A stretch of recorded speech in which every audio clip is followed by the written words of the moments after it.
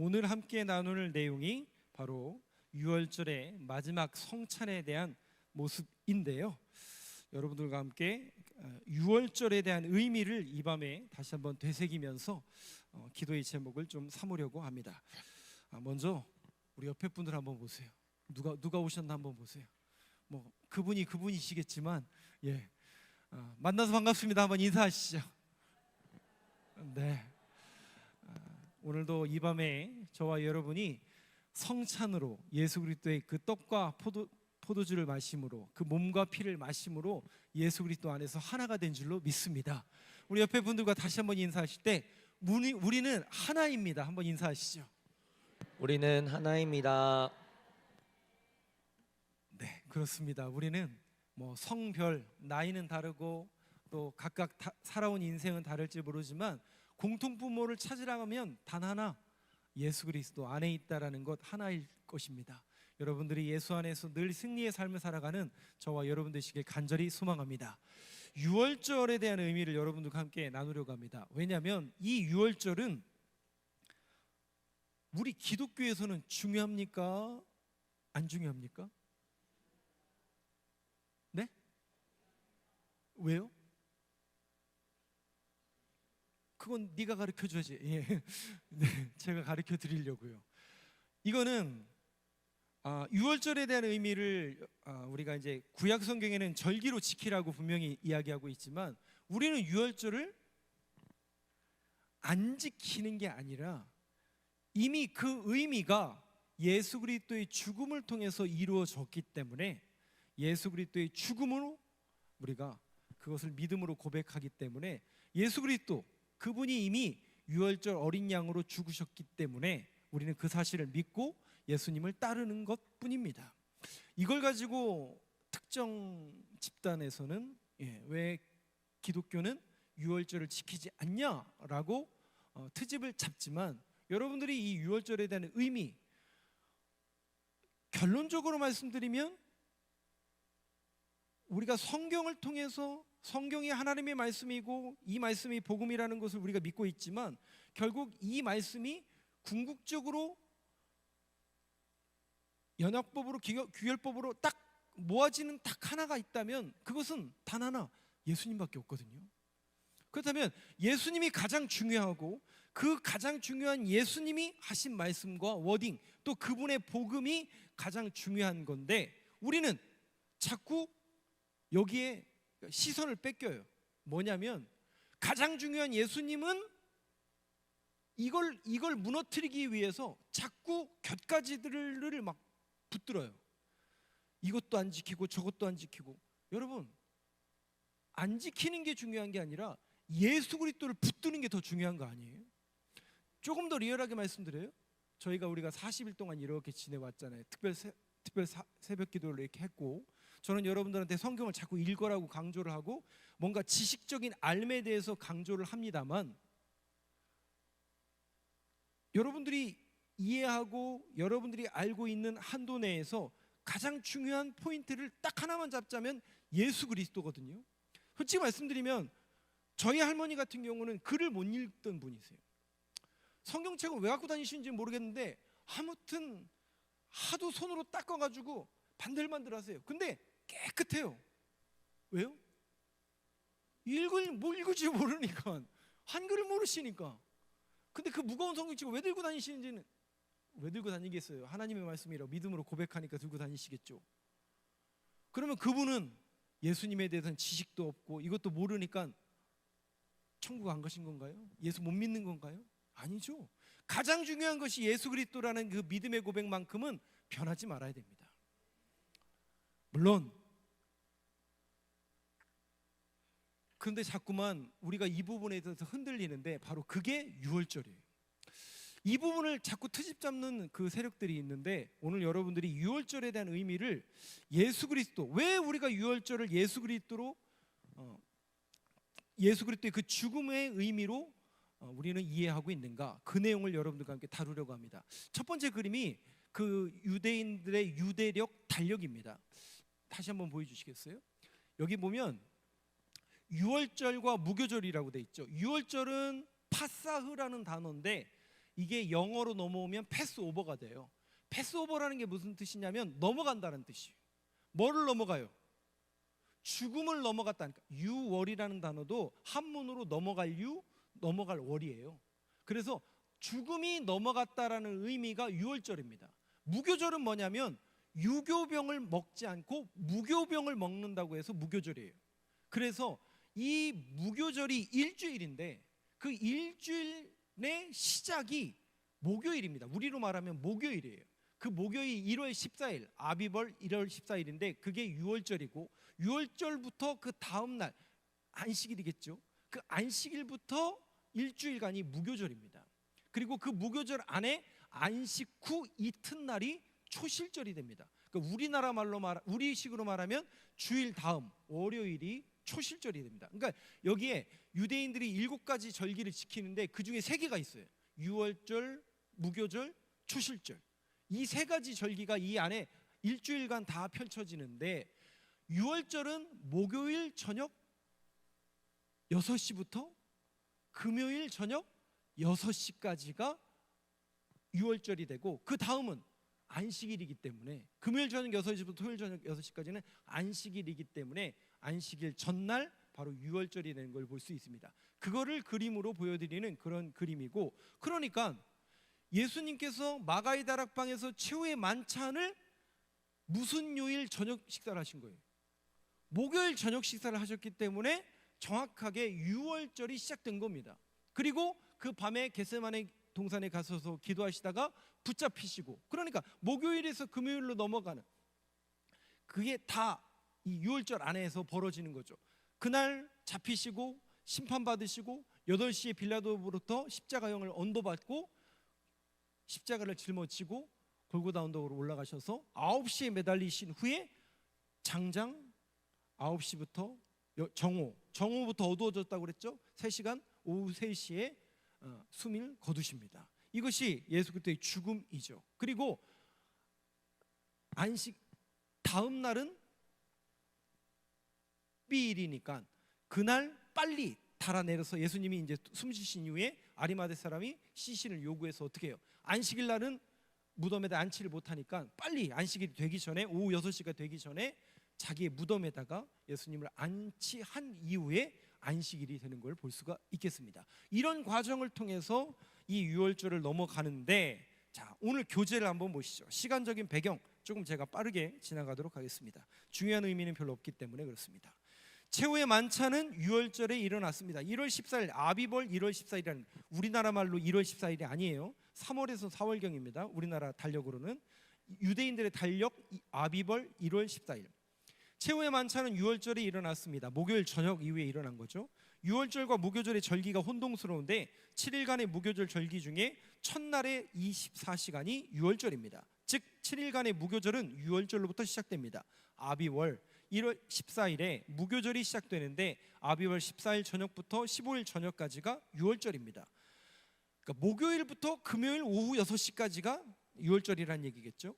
유대인들은 창조 질서에 따라 먼저 저녁이 오고 나중에 아침이 온다고 생각했습니다. 창세기 1장 15절 한번 열어주실까요? 1장 5절. 우리 그 창세기에 하나님께서 말씀으로 이 천지를 창조하시는 그 첫째 날 한번 같이 읽어보겠습니다. 시작. 하나님이 빛을 낮이라 부르시고 어둠을 밤이라 부르시니라. 저녁이 되고 아침이 되니 이는 첫째 날이니라. 우리는 아침이 되고 저녁이 돼야 하루가 지나간다고 생각하잖아요. 유대인들은 지금도 저녁이 되고 아침이 되니가 첫째 날입니다. 하루입니다. 여러분, 놀라운 게 뭐냐면 유대인들은 항상 어둠이 먼저라고 생각해요. 왜 그렇죠? 그렇죠. 창세기에 보면 어둠이 먼저예요, 빛이 먼저예요? 확실하게 어둠이 먼저예요, 빛이 먼저예요?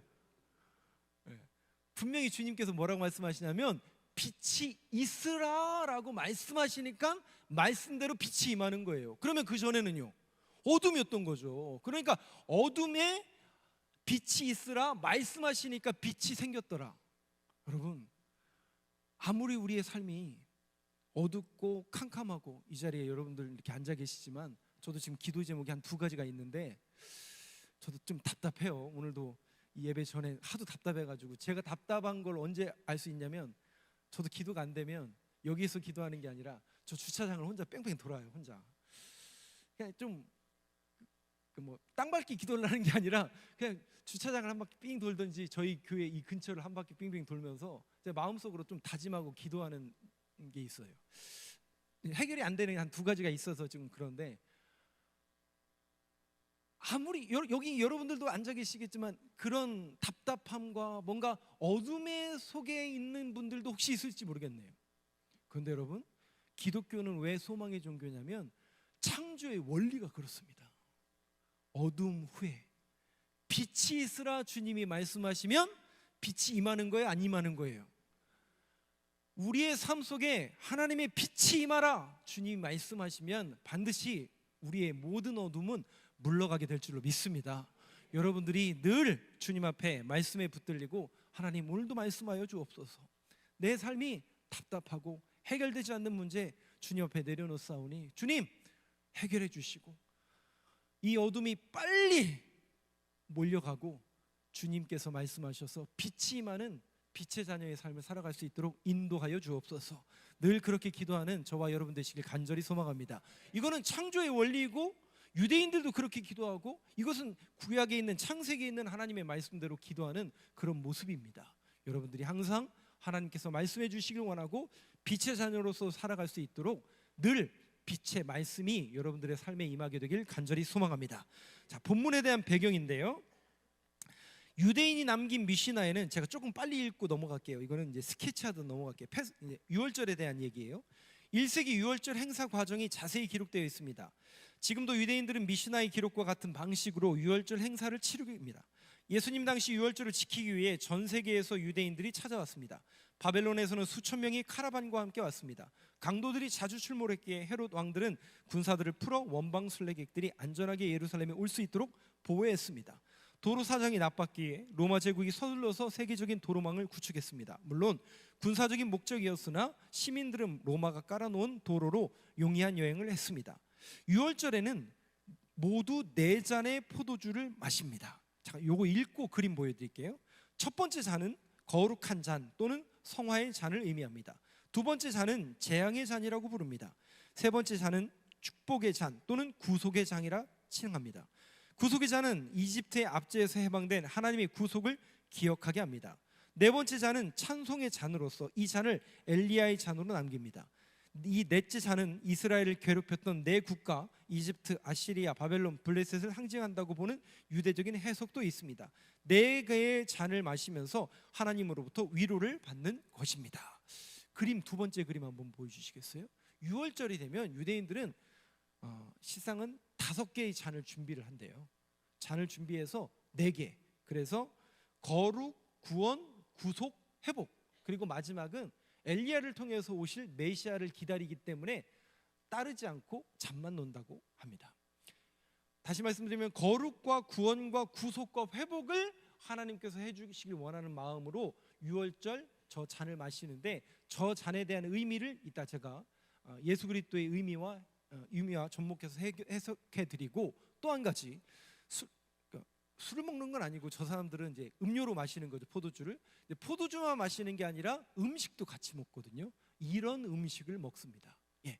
보통 한 접시에 저렇게 놓지 않아요. 저거는 그림이 잘못된 겁니다, 여러분. 저기 왜 한 접시 안 놓는 줄 아세요?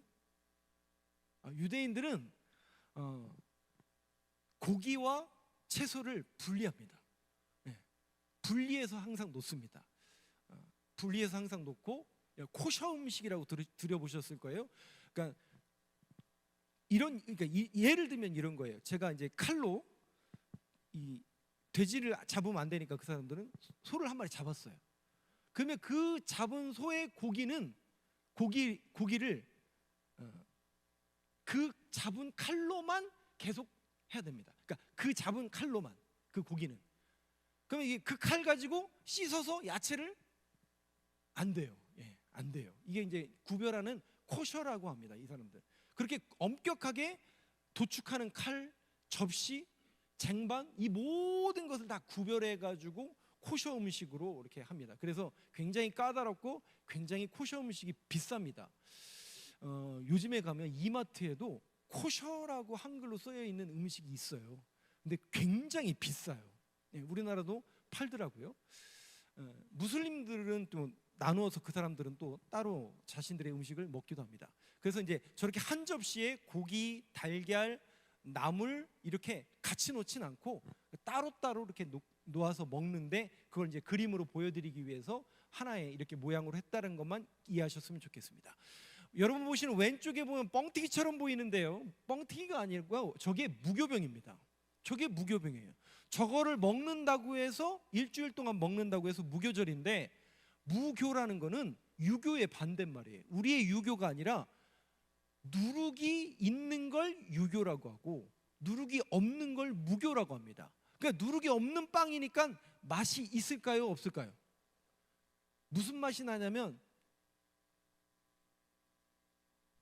들 맛이 납니다. 아무 맛도 안 나고 그냥 밀가루에 순도 100%의 밀가루만밖에 안 나가지고 저걸 어떻게 먹나. 예, 그렇습니다. 달걀을 먹는 이유는 부활이고 새로운 생명. 이스라엘 백성들은 유월이라는 것은 죽음을 넘어간 거잖아요. 죽음을 넘어서 새로운 생명이 시작된다는 의미로 달걀을 먹습니다. 쓴나물을 먹는다라는 것은 이집트에서의 그 고된 노역을 생각하면서 쓴나물을 먹습니다. 그리고 파슬리가 있죠. 파슬리라는 의미도 그런 의미로 이렇게 밑에 그런 견과류와 파슬리를 같이 먹고, 위에 보면 양고기인데요, 저 양고기는 어떤 양고기냐면 6월절이 되면 이 사람들은 뭐를 잡아요? 양을 잡죠. 그래서 그 양의 피를 가지고 문지방과 문설주에 바르게 됩니다. 안 바르면 어떻게 돼요? 네? 오늘 하나씩 다 바르고 오셨어요? 그러면? 예. 이것도 한 가지 여러분들한테 제가 몇 번 이렇게 말씀드리는 내용이지만 참고로 또 한 번 말씀드리면, 유대인들이 막 바른단 말이죠. 그냥 대규모로 1월 14일이 됐는데 이집트 사람들은 안 하죠. 당연히 안 하죠. 벌써 피, 개구리, 이, 파리, 가축, 독종, 우박, 메뚜기, 흑암, 마지막 장자의 죽음을 앞두고 온 이집트 사람들은 모르고 있었죠. 근데 모세가 얘기했죠. 장자가 죽을 것이다. 근데 이집트 사람들은 아무런 행동을 취하지 못합니다. 그때 유대인들을 보니까 뭐예요? 이 사람들이 1월 14일 날이 됐는데 다 양을 잡기 시작하는 거예요. 그러고서는 양의 피를 받아가지고 자기네 집에 문틀주마다 다 바르고 있는 거예요. 그걸 이집트 사람들이 봤을까 안 봤을까요? 당연히 봤죠. 그래서 한 이집트 사람이 와가지고 하도 신기해가지고 당신들 뭐 하는 겁니까? 봤더니 모세가 이렇게 하라고 시켰대요. 그래서 그거 나 좀, 이거 제가 예를 드는 거야 하나. 근데 이 유대인이 관대한 유대인이라 그 피를 준 거예요. 그래서 이 사람도 자기네 집에다가 발랐어요. 이거를. 그 다음날 그 집에 죽음의 사자가 들어갔을까요, 안 들어갔을까요? 예? 자기가 잡은 게 아닌데, 남의 건데, 예, 말씀대로 행하였을 때 그 집에도 죽음의 사자는 들어가지 않습니다. 더 놀라운 것은 이스라엘 백성들이 출애굽할 때 유대인들만 출애굽한 게 아니에요. 그죠? 민수기에 보면 불평한 사람들 가운데는 유대인뿐만 아니라 이집트에 살던 다른 민족 사람들도 같이 출애굽했던 것을 볼 수가 있습니다.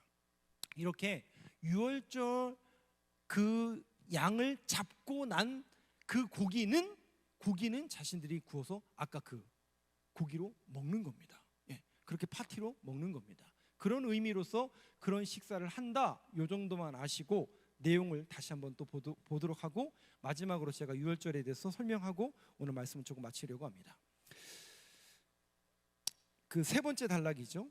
예수님 당시 축제에 많은 자들이 찾아왔기에 예루살렘에 숙소를 얻는 것은 10가지 기적 중 하나다라는 말이 유행했습니다. 저희가 우리 계속 이 사순절 특별 새벽 기도회를 가면서 그림도 보여드렸고 예루살렘 시가지에 대한 사진도 보여드렸지만, 6월절이 되면 특별히 전 세계에서 수많은 유대인들이 모이기 때문에 정말 사람 반 건물 반이 아니라 그냥 사람으로 넘쳐났을 것입니다. 그렇기 때문에 숙소를 얻는다라는 건 굉장히 어렵다, 그 얘기입니다. 지방에 사는 에스네파 바리세파 사람들이 유월절을 보낼 때면 성내 친척이나 같은 종교 공동체 가정에서 머물렀습니다. 예수님께서는 특별히 마가의 다락방을 제공한 집은 예수의 가르침을 따르던 집으로 추정이 됩니다. 놀랍게도 예수님께서 머무셨던 마가의 다락방은 우리가 그림으로 보셔서 아시겠지만 윗동네, 예루살렘의 윗동네에 위치해 있었던 부유한 가정이었을 것으로 추정이 됩니다. 예수님은 여기에서 아마도 최후의 만찬을 하셨을 것으로 추정을 합니다. 만일 친척이 없을 경우엔 예루살렘 주변에 천막을 치고 유월절을 지켰습니다. 유월절에 도살된 양의 내장은 제단에서 불태워지며 고기는 다시 돌려받았습니다. 유월절 밤의 행사를 패사우 세데르라고 하는데요, 주님은 유월절 최후 만찬에서 마지막 메시지를 세상에 남기셨습니다. 요한은 그 내용을 가장 길게 기록했는데, 그러나 상당히 다른 형식으로 유월절 예식을 진행하심으로 탈유대적인 내용을 요한복음은 담고 있습니다. 촛불을 켜고 모두가 앉으며 4개의 포도주 잔을 차립니다. 이것은 지금도 유월절이 되면 유대인들은 하는 행사인데, 4잔은 각각 거룩한 잔, 구원의 잔, 구속의 잔, 회복의 잔으로 불렸습니다. 유월절과 무교병을 혼동하기가 쉬운데 간단하게 기억할 수 있는 방법은 일주일간 무교병을 먹는 기간이 무교절이고 무교절의 첫날이 유월절이며 이날부터 무교병을 먹는다는 것입니다. 따라서 유월절은 무교절 안에 있으며 무교절의 첫날이 유월절인 셈이고 유월절 다음 날이 안식이고 안식일 이튿날이 초실절, 우리로 말하면 월요일이 초실절이다. 여기까지만 기억하셨으면 좋을 것 같습니다. 이제 유월절에 이 사람들이 했던 행위에 대해서 잠깐 제가 말씀을 통해서 보여드리면서 오늘 말씀을 마치려고 합니다. 유월절의 이 행위가 신학적으로 우리에게 어떤 의미가 있는가, 그 PPT로 한번 보여주시겠어요? 유월절 밤의 행사라고 나와 있는데, 이거 넘어가게 되어 있는데, 첫 번째 축복문이 낭송된다는데 출애굽기 6장 6절부터 7절에 있는 말씀을, 그러니까 유월절 만찬이 예수님과 제자들만 최후의 만찬을 하는 게 아니라 지금도 유대인들은 유월절 만찬을 해요. 그때 첫 번째 행사가 뭐냐면 축복문이 낭송되는데 출애굽기 6장 6절과 7절을 그들이 읽습니다. 저하고 한 절씩 교독해 보겠습니다. 제가 6절을 읽겠습니다. 그러므로 이스라엘 자손에게 말하기를 나는 여호와라, 내가 애굽 사람의 무거운 짐 밑에서 너희를 빼내며 그들의 노역에서 너희를 건지며 편팔과 여러 큰 심판들로서 너희를 속량하여 그러므로 내 백성으로 삼고 나는 너희의 하나님이 되리니 나는 애굽 사람의 무거운 짐 밑에서 너희를 빼낸 너희의 하나님 여호와인 줄 너희가 알지라. 예수님도 최후의 만찬에서 아마도 이 축복문을 같이 낭송했을 것입니다. 두 번째 한번 보여주시죠. 두 번째는 어떤 행동을 하냐면 참석자들은 물에 손을 씻습니다. 만찬이라는 것을 할 때는 손을 여러 번 씻습니다. 특별히 디귿자 형태로 제가 앉는다고 말씀드렸죠. 디귿자 이렇게 해야 되구나. 디귿자 형태로 앉으면, 여러분 디귿자가 이렇게 형태로 앉으면 왜 디귿자냐면 그 당시에는 식탁에 앉는 게 아니라 비스듬하게 누워서 먹기 때문에 디귿자 형태로 앉습니다. 식탁이 그렇게 돼 있어요. 그러면 음식을 어떻게 해요? 갖다 주는 하인이 중간에 들어가게 하기 위해서 디귿자 형태로 먹는 겁니다. 그러면 제일 상석이 어디냐면 디귿자 끝에가 아니에요.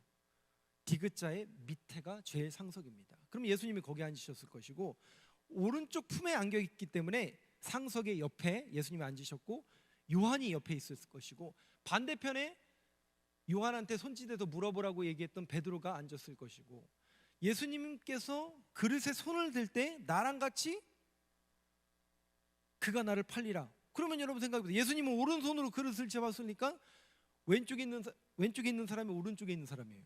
오른쪽에 있는 사람이 같이 손을 넣겠죠. 그러면 예수님 옆에 누가 있었다는 얘기예요? 왼쪽에는 세례 요한이 있었고 왼쪽에는 요한이 있었고 사도 요한이 있었고 오른쪽에는 가룟 유다가 있었을 것으로 신학자들은 추정합니다.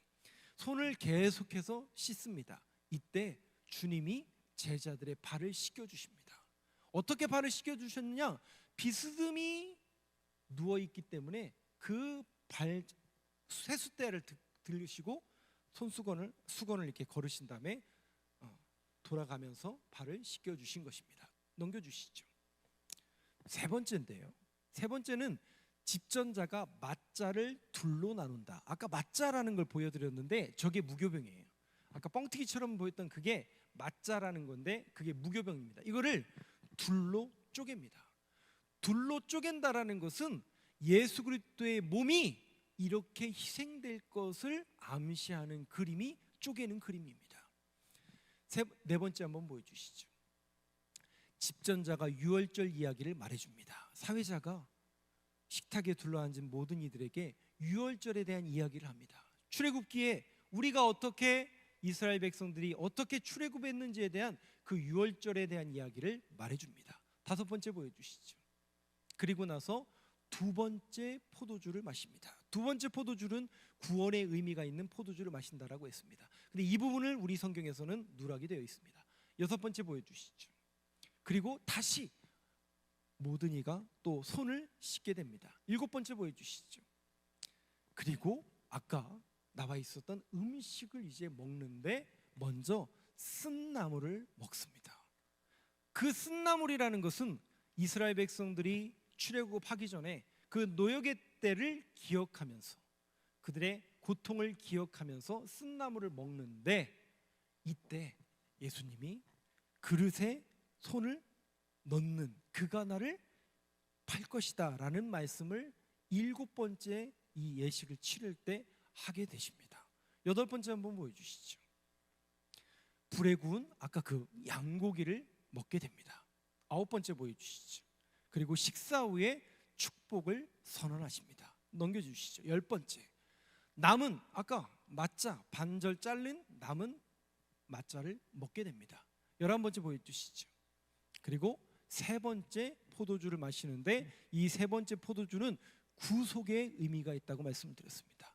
그래서 넘겨주시죠. 성경 말씀 누가복음 22장 20절 말씀을 이 세 번째 잔을 나누실 때 하신 겁니다. 한번 조금 글씨가 좀 작지만 같이 한번 읽어보겠습니다. 시작.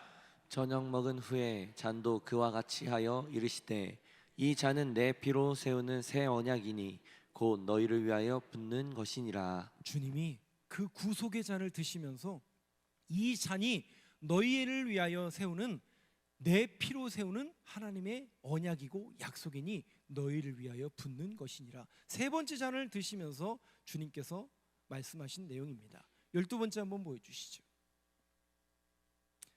한번 같이 한번 읽어보겠습니다. 시작.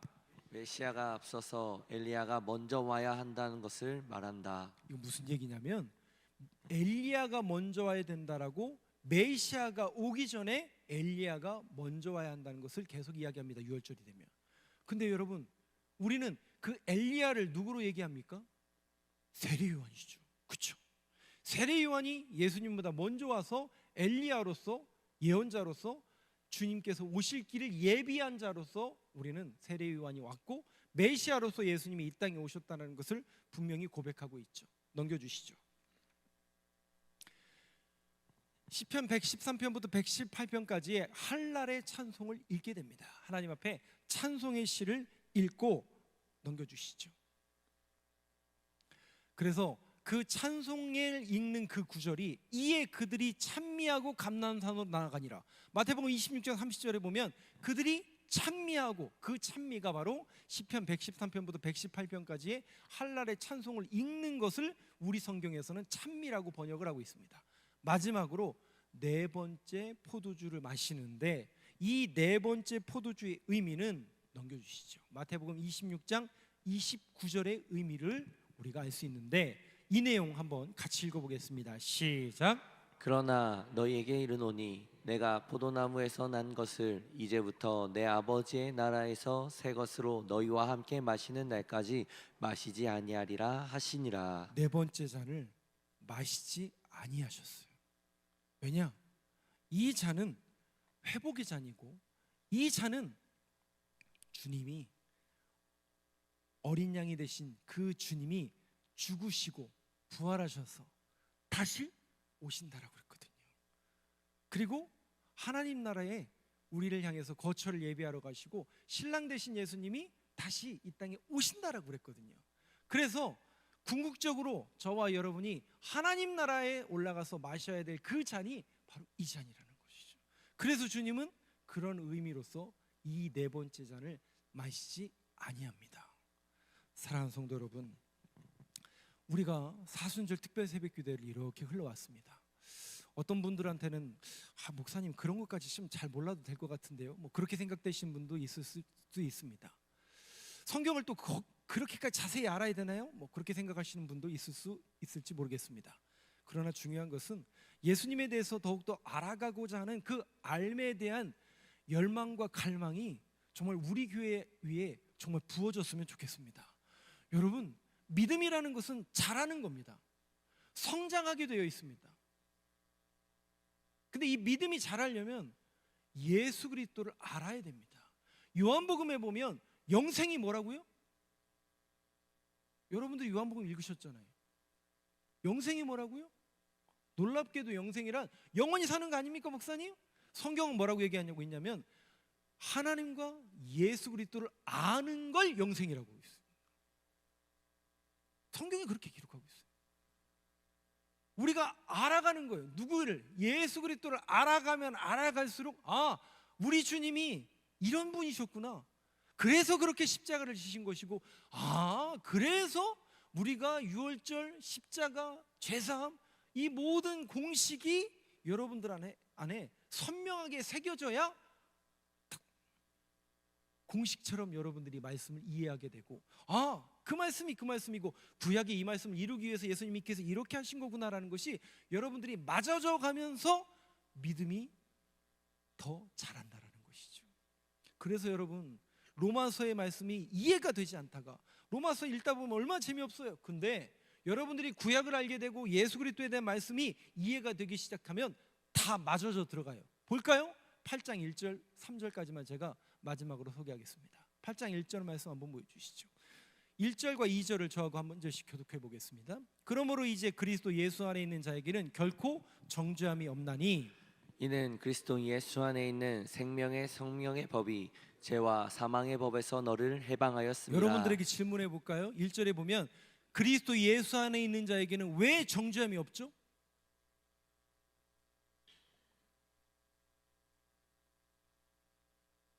죄를 안 지어서, 제가 목사라서 제가 죄 안 짓게 생겨서가 아니라 예수 그리스도를 내가 믿음으로 인하여, 예수 그리스도께서 뭘 믿어요?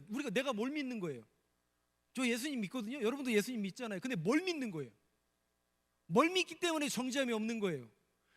정죄함이 없어서 죄인이 아니라 죄를 짓지만 예수 그리스도의 보혈의 피가 씻겨줄 것을 내가 믿기 때문에 우리는 정죄함을 받지 않는 거예요. 그래서 2절 말씀, 그래서 이는 그리스도 예수 안에 있는 그것이 결국 우리를 생명으로 인도하더라고요. 왜? 죄는 욕심이 잉태한즉 죄를 낳고 죄가 장성한즉 죽을 수밖에 없었거든요. 로마서 표현에 의하면 죄의 싹은 사망이니라. 결론이 죽음이에요. 그게 우리의 인생의 결론이었다고요. 그런데 주님께서 그 죄를 사하시기 위해서 이 땅에 내려오셨고, 그 사실을 믿고 주님 앞에 모든 죄를 토설하면 씻겨주셔서 하나님을 만나고 생명의 성령의 법이 죄와 사망의 법에서 너를 해방하였습니다.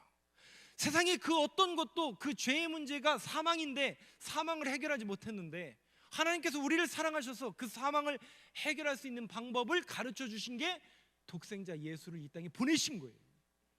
그 구약의 법이 예수 그리스도를 통해서 이루어지고 성취가 된 그 예수님을 우리가 믿는 거라고요. 3절 말씀 한번 보여주시죠. 같이 한번 읽겠습니다. 시작.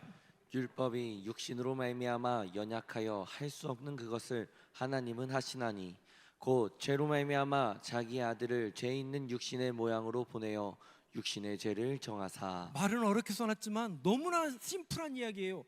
율법이 육신으로 말미암아 연약하여, 우리 육신이 죄송하지만 죄를 지을 수 있다고요, 없다고요?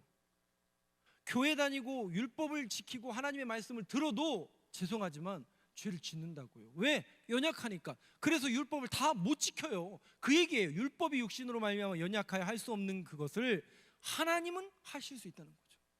어떻게? 하나님의 방법으로 죄로 말미암아 자기 아들을 죄 있는 육신의 모양으로 보내어 육신의 죄를 정하게 하신 거예요.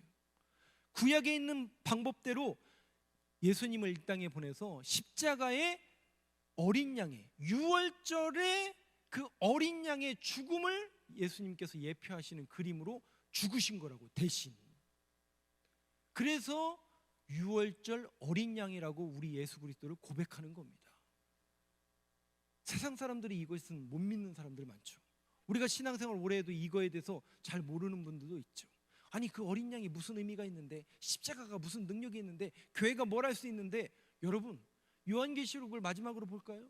요한계시록에 보면 놀랍게도 이 땅에서가 아니라 저 천상에 올라간 사람들, 그 누구냐면 이 땅에서 예수 믿다가 순교하여 하나님 나라에 올라간 사람들이에요. 하나님으로부터 면류관 하나씩 다 받으신 상급이 있는 사람들이에요.